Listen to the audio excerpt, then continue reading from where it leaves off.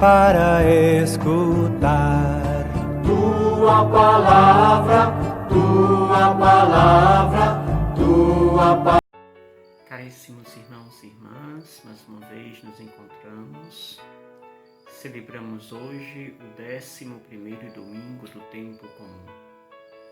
E mais uma vez nós temos a alegria de meditar os textos tão valiosos em que a Igreja nos oferece para melhor rezarmos, encontrarmos com o Criador, com Deus. Por isso, deixemos que esta maravilha da Palavra de Deus possa nos conduzir neste domingo e assim nos preparar para uma semana feliz, repleta desta presença tão autêntica que é a presença de Deus. As leituras que hoje nos são apresentadas nos trazem relato de um encontro forte entre Deus e os seus interlocutores. Deus escolhe pessoas para intermediar junto ao povo, profetas. A leitura primeira nos apresenta Moisés, que caminhava com o povo no deserto, e Deus o convoca para ir até o Monte Sinai. E ali, Moisés se coloca à escuta de Deus.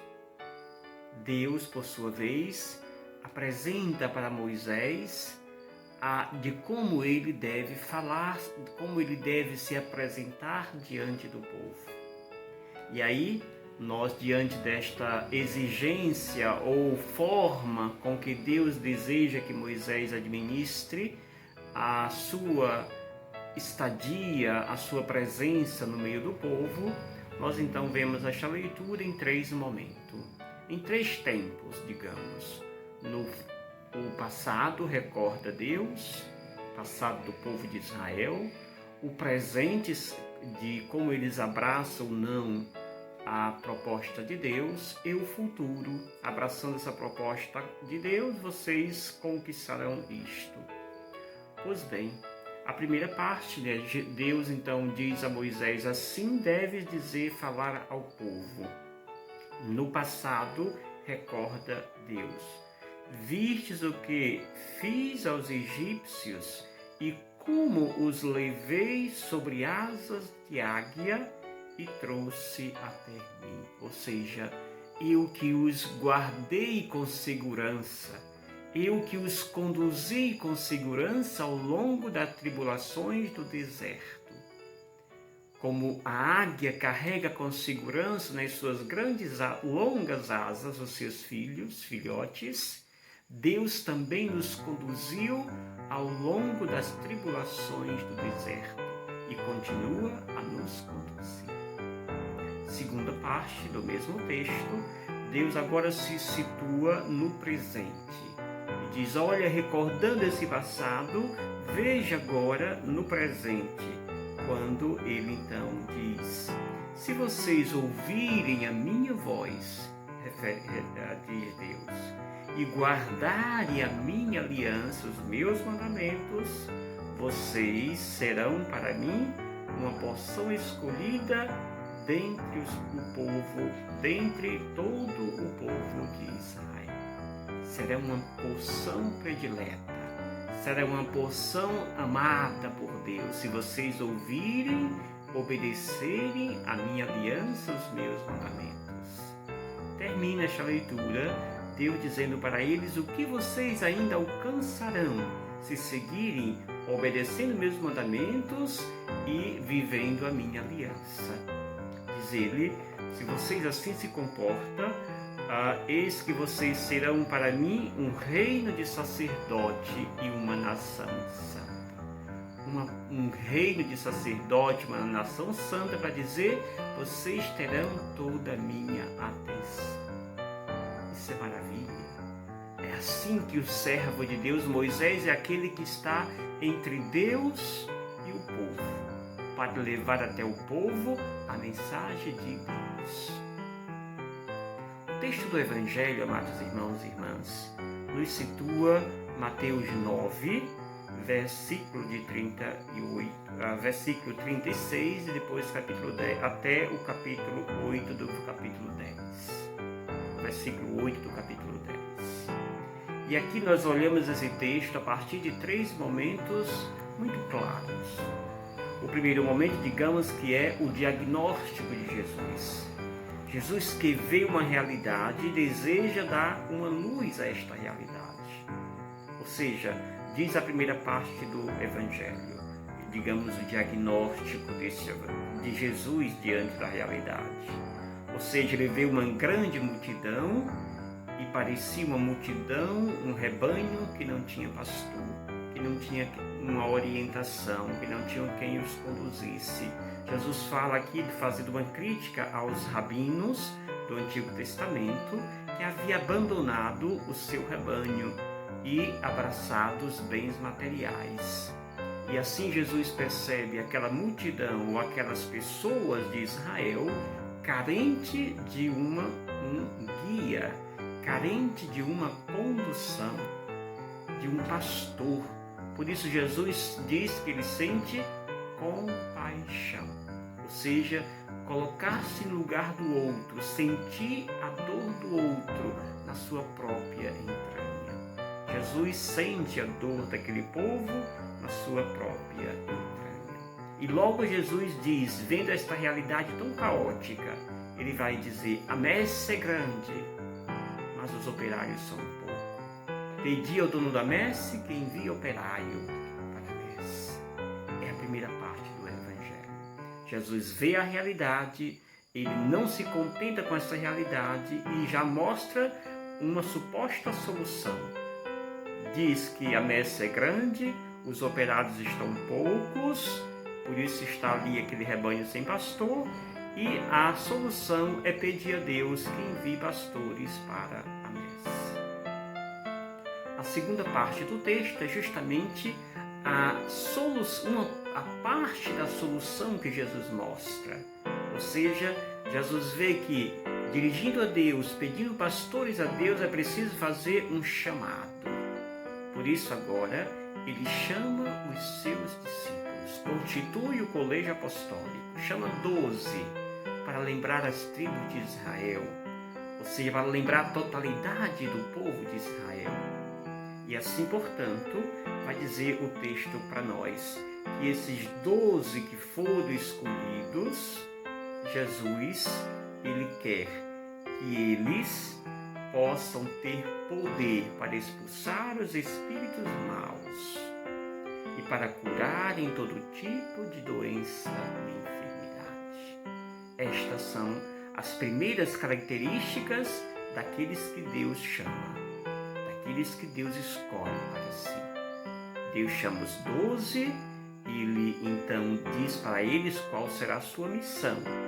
Primeiro, recebe os poderes do próprio Deus, expulsar todo tipo de espíritos maus e fazer com que todos os doentes enfermos sejam curados.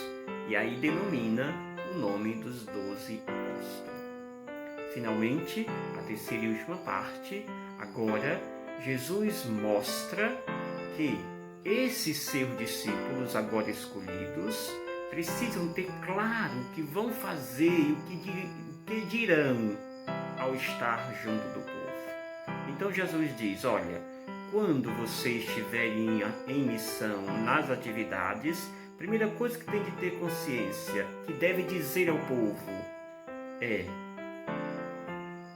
primeiro, o reino de Deus está próximo. Mas Jesus diz para eles, antes disto, a quem eles precisam ir primeiro. Diz ele que deve primeiro ir às ovelhas perdidas de Israel. Jesus quer consertar, digamos, a casa primeiro, a sua casa primeiro. Por isso que não vão aos pagãos, aos estrangeiros, mas priorize estas ovelhas aqui, ovelhas perdidas da casa de Israel. São eles que precisam neste momento desta restauração divina. E aí Jesus diz, depois em seguida, digam para eles ao encontrá-los, o reino de Deus está próximo. ou seja, está dentro de cada um de nós. Em seguida, Jesus diz novamente, reforça a missão deles: curar os doentes, ressuscitar os mortos, purificar os leprosos, expulsar os demônios e ter claro na sua consciência que tudo isto não é uma força que nasce de mim mesmo para expulsar demônio, para curar doente, para curar os leprosos. Esta força vem de Deus. É o próprio Deus que me coloca, me impele com esta força que dele vem. E assim, tendo esta consciência de que tudo que eu faço é obra de Deus, assim como Moisés, que foi até o povo, e Moisés, digamos, é esse canal do próprio Deus que tem acesso ao povo, o apóstolo, o discípulo escolhido por Jesus, tem essa função também de ser, digamos, esse intermediador junto ao povo, que representa o próprio Deus. Por isso, suas ações é ação de Deus e não minha ação, mas ação do próprio Deus.